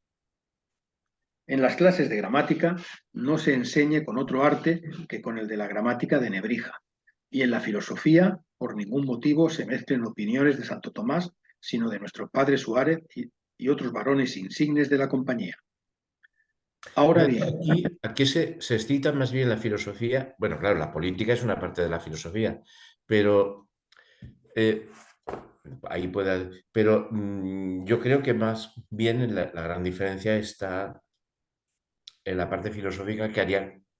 Quiero decir, yo no acabo de ver la diferencia en el núcleo de la opinión política expresada por Vitoria y el núcleo, que es muchísimo mejor desarrollado en el de Legibus, pero en el núcleo de la filosofía política justnaturalista de Suárez. O sea, los dos tienen los 4 grandes derechos: derecho a la libertad por naturaleza, derecho a la vida por naturaleza, derecho a la república por naturaleza y derecho al tiranicidio por naturaleza. Vaya. Porque hay que preservar los otros 3, los otros 3, ¿no? A la república, a la comunidad, y todo ello por naturaleza. Es decir, aquí en todo caso hay un... Esto ya no me acuerdo, ¿no? Supongo que lo que signifique por naturaleza lo elabora muchísimo mejor Suárez que Vitoria, el cual va a saco y dice que la república ya existía en el paraíso terrenal. O sea, que ya había una comunidad republicana, pues, en el paraíso terrenal, y que la república... Esta es otra de las cosas importantes del catolicismo, de esta escuela católica. La política no es un mal, y la política no es una depravación, y la política no es debida la política no es debida a la bestialidad humana, y la política no es un monstruo, un leviatán, un demonio. La política es el ordenamiento es un bien que ordena a la sociedad, a la res pública. Más veces, yo recuerdo más bien, bueno, no es cierto, pero iba a decir que Suárez emplea más societas civilis, o sea, sociedad civil, que república, pero no es verdad. Uno y otros términos están como sinónimos en Suárez, no en Vitoria, que usa simplemente república como comunidad, como cosa común, como comunia, común, res común, comunes. Suárez utiliza los dos indistintamente. Pero yo en el núcleo, salvo refinamientos, no llego a... Y el proyecto de estas personas es que el poder no está en una persona, está en la comunidad organizada, está en todos, en la totalidad. El poder por naturaleza está en la comunidad. O sea, la potestad, la soberanía está en la comunidad. Y luego la comunidad puede decidir si querrá una monarquía, una aristocracia o una democracia. Entonces, este es el modelo que hace que los tratadistas del Consejo Superior de Investigaciones Científicas hablen que, porque claro, esto es curioso, son línea laica, ¿no? No es que sean ateos, pero son línea laica. Pereña y otros hablen de que la escuela española es una escuela democrática. Yo creo en todo caso que se podría decir que es una escuela de soberanía de la comunidad, porque la democracia sería una de las posibilidades, ¿no? Y esto es absolutamente aristotélico. O sea, aquí tenemos a Aristóteles detrás, ¿no? Bueno, absolutamente. Aristóteles jamás hubiera podido pensar en una naturaleza de este tipo. Por decir por naturaleza, para un aristotélico que es un griego, la naturaleza es singular, mientras que aquí la naturaleza es así en todas las sociedades, ¿no? O sea, bueno, esto nos aparta de... Yo lo que quería decir es esto, y en esto yo no veo diferencia entre ellos, entre la neoescolástica suareciana y lo que yo sé de la escolástica política dominica, que es simplemente yo ahí tengo a Domingo de Soto, pero no lo he leído, y la escolástica dominica, ¿no? Simplemente las 11 relectios de Francisco de Vitoria, que es el fundador, pero además es dominico, claro. Y es tiranicida. Es tiranicida como Suárez. Y son tiranicidas para todas las repúblicas. O sea, también se puede también se puede ejecutar al Papa por tirano, porque el Papa puede ser hereje. Estas cosas, después del Concilio Vaticano I, en que lo convierten en, ¿cómo se llama? Infalible. Infalible, resulta, pues, no. Pero o sea, había tiranicidio posible contra el rey, contra todo magisterio, contra todo magistrado. La diferencia entre las dos repúblicas es que la república humana es de todos los ciudadanos, la república eclesiástica es de obispos, porque dicen que Cristo constituye una república episcopal y solamente los obispos podrían operar el tiranicidio legítimamente contra el Papa. Bueno, hay dos relectios de Vitoria sobre Iglesia y esto está claro en ellas. Vitoria tiene esa ventaja que es corto. Bueno, hay muchísimo texto de comentario de secundarias, pero las 11 relectios son cortas de leer, son fáciles de leer, son accesibles y... Bueno, yo no veo diferencia, digo, esto es lo que quería decir. Disculpad, entre ellos, entre los... Sí, se entiende. Sigo, continúo. Ahora bien, la monita privata, una de cuyas admonestaciones acabamos de citar, debe ser tomada entre comillas y han de filtrarse sus afirmaciones con sumo cuidado. El objeto de esta monita privata es tratar a los jesuitas profesos e iniciados según las funciones del ministerio que van a desempeñar y la marcha que deben seguir para acrecentar la riqueza, el influjo y poder de la compañía. Para conseguirlo, conviene dirigirse de preferencia a los ricos, a los poderosos, personas acreditadas, y a estas hay que enredar con la intriga, ganar con la adulación y enlazarlas con tal artificio en redes tendidas tan sutilmente que no les sea posible escaparse. Los jesuitas son presentados, así, con doble moral, una exterior de santidad y otra interior de maldad. Tal es la sustancia de tales admonestaciones. Leyéndolas con atención, descubrimos de inmediato una afectación marcada a imitar las formas del estilo usado en las constituciones de la compañía. Descubrimos que algunas veces copia el autor de tales admonestaciones frases enteras, no haciendo otra cosa que borrar las palabras caridad, gloria de Dios, salvación de las almas, para reemplazarlas por las de poder, honores, crédito y riqueza de la compañía. Pero si se exceptúa esta combinación tan maliciosa, puede decirse que el escrito en sí mismo es digno de tomarse en cuenta, no obstante su carácter oscuro y retorcido.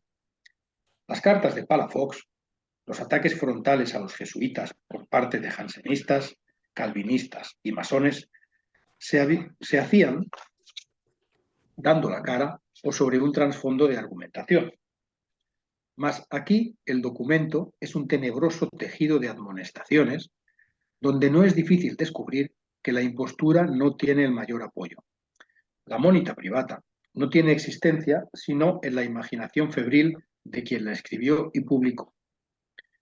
El documento que presentamos reza que había sido formulado en Roma en 1670, añadido y enmendado en Madrid en 1693 y de nuevo corregido y aumentado en Lima en 1713. Pero, ¿por quién fue escrito? ¿Cuál es el original? ¿En qué lugar fue impreso? El copista o traductor no cita su original, no se atreve a dar la cara ni a reconocer su propia obra. Todo, hasta el nombre del impresor y lugar de impresión, debe quedar oculto, secreto. Un individuo, probablemente un ex jesuita de nombre Jerónimo Zaorovsky, que se oculta con todo cuidado, que maquina sigilosamente, que publica unas instrucciones forjadas a su gusto, odio y resentimiento, mismas que presenta como las que secretamente dirigen a los superiores de la orden jesuita, no puede exhibir la menor prueba de que dichos superiores poseen efectivamente un tanto de dicha monita. Pero el autor, previendo con sagacidad que no era difícil que los jesuitas negasen, ha tenido la destreza de hacer de esta negación uno de los puntos de la monita, tal como se lee al final de dichas instrucciones. Pues bien, Este documento, no obstante su carácter oculto, malicioso y soterrado, debe ser desocultado y puesto a la luz, por los indicios que nos da tanto del autor como de la Compañía de Jesús. Leyendo cuidadosamente la Admonestación 50, arriba citada, bien podemos decir que probablemente desde 1670 Suárez era el maestro de filosofía en los estudios jesuitas y en menor medida Santo Tomás, dado que aquel enfrentaba la herejía luterana y problemas que antes estudiamos. Pensando...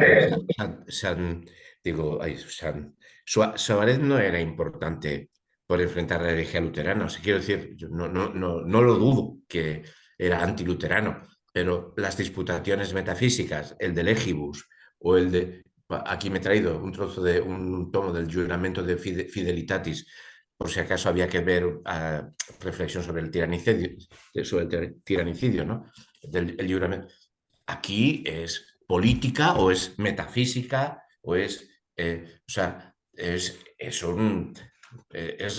reducir a Suárez, o sea, Suárez destruye, o sea, penetra totalmente en Alemania, incluso entre protestantes, por su metafísica. Y es grande por eso. Y no, evidentemente, contra la reforma, el Juramento Fidelitatis, él tiene que escribir, se ve obligado a escribirlo para disputar con Jacobo, no me acuerdo el número de este Jacobo, como además tiene dos números, el del rey de Escocia y el rey de Inglaterra, nunca más. Pero el argumento fundamental no es, sí que defiende el pontificado, pero como la supremacía del papado sobre las monarquías, pero de una forma muy inteligente, además, ¿no? O sea, diciendo... bueno, es lo mismo, los argumentos, pero la argumentación es just natural, o sea, es republicana, vaya, fundamentalmente, ¿no? Es rechazar que el monarca pueda tener... lo más importante que yo leo siempre, por lo menos lo entiendo yo así, es la política, ¿no? Y no es tanto que el Papa tenga una superioridad sobre los reyes, sino que el rey depende de la República. Esta es la argumentación. Y vuelve a ser, por lo tanto, su obra. Bueno, que yo no creo que haya. Es una reducción. Es decir, que Suárez tiene importancia en 1670 porque sí enfrenta a Lutero y a la Reforma y tiene más importancia que Santo Tomás porque el pobre no sabía de esto, ¿no? Es reducir a la filosofía del gran filósofo Suárez. Queda claro. Continúo un poquito más.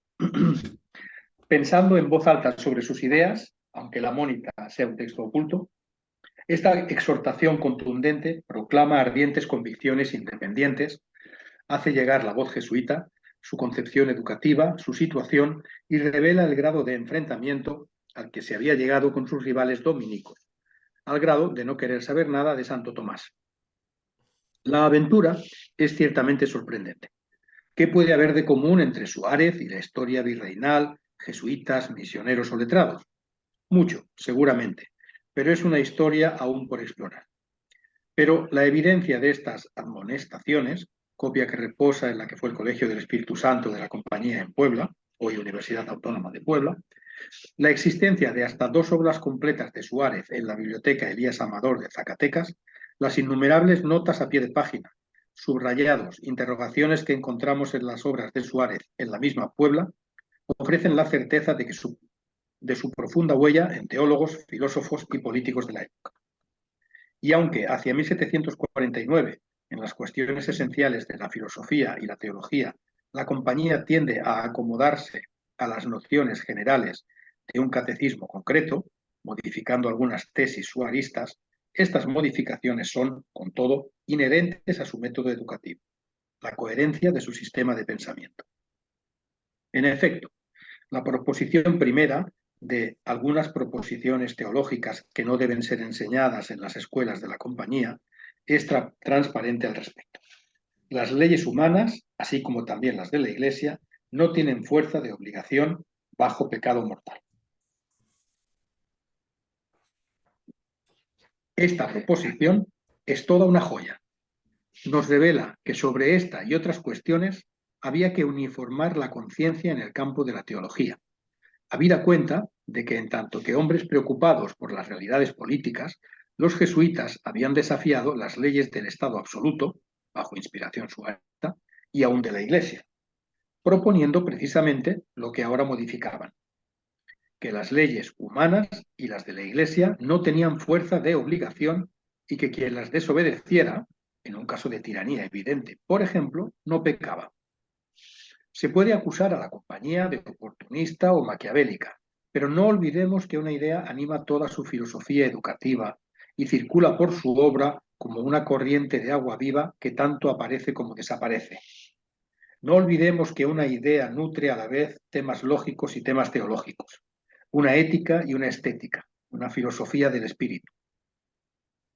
Es la misma idea que vivificaba ya la obra masiva y anárquica de tantos hombres del Renacimiento, desde el Cusano, Marcilio Ficino, Pico de la Mirándola, hasta Giordano Bruno. Todos insisten en la unidad, en la multiplicidad. Y los jesuitas son, aunque posteriores a ellos, mucho más clara y nítidamente los hombres de la armonía en la desarmonía, de la certeza de la incertidumbre y la incertidumbre de la certeza. Su actividad irénica no procede de otro fondo espiritual que de la propia búsqueda de su propio lenguaje y alfabeto.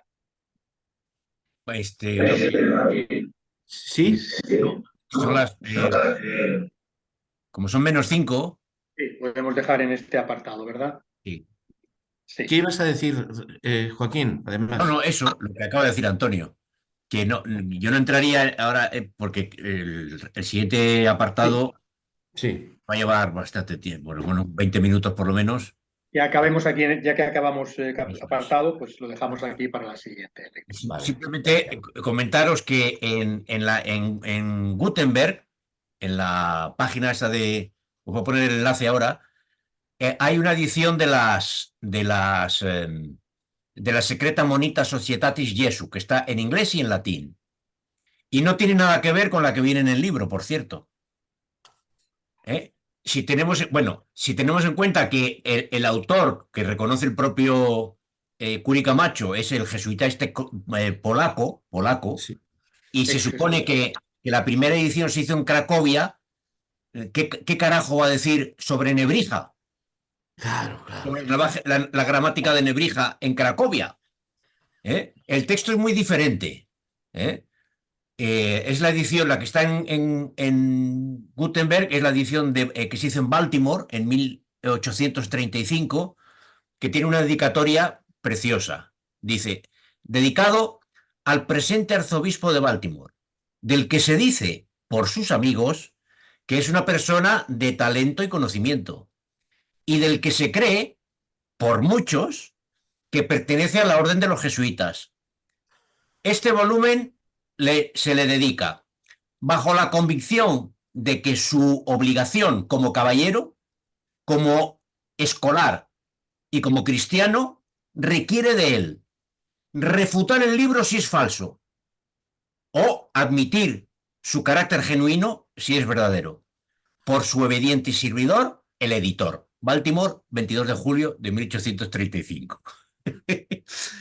¿Será un protestante el editor? ¿Eh? ¿El editor será un protestante? Probablemente. Edward J. Coale.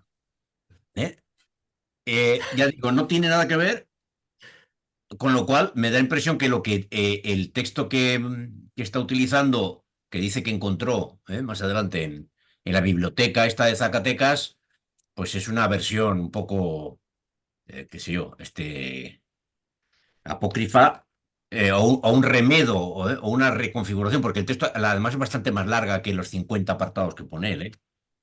Ahí os mando el link donde está la edición en latín e inglés. Bueno, claro, porque eso explica que nos diga que el documento que presenta, donde dice reza entre comillas, formulado en Roma, añadido y enmendado en Madrid y de nuevo corregido en Lima. Quizá en la página 376, quizá o sea, un texto muy sobao. O sea, el original está en Gutenberg. Vale, vale, pues habrá que ver. Bueno, el original, no, la edición que se conocía en el siglo XIX. Ah, La vale, versión del siglo XIX, vale. Eso es- De acuerdo. de 1835. 1835. Pues habrá que echarle un vistazo, sí. ¿Es un latín muy complejo? Déjame ver. Jugavi tetiam non parum ad occupandos principium animos, si nostri dextere et per tertias personas, no, insinuent se ad legationes honorificas et favorabiles et alios príncipes aut reges proilis obeundas. No, No, no hay mucho hiperbatón, no, y el lenguaje no es muy enrevesado. Se puede. está en paralelo en latín y en inglés, o sea que se puede... Joaquín, me parece maravilloso que te sientas más cercano al latín que al inglés. Es lo que hay, ¿no? Después de haber estado en estos líos que me he metido durante 20 años, pues bien. Bueno. Joaquín, Vale. corta la grabación. Ciérrala. ¿Cómo se hace para cortar la grabación? Ir a los Vale, pues puntitos, vete a los detener- puntitos que pone más ya está. Está y ahí te sí. saldrá lo de grabar.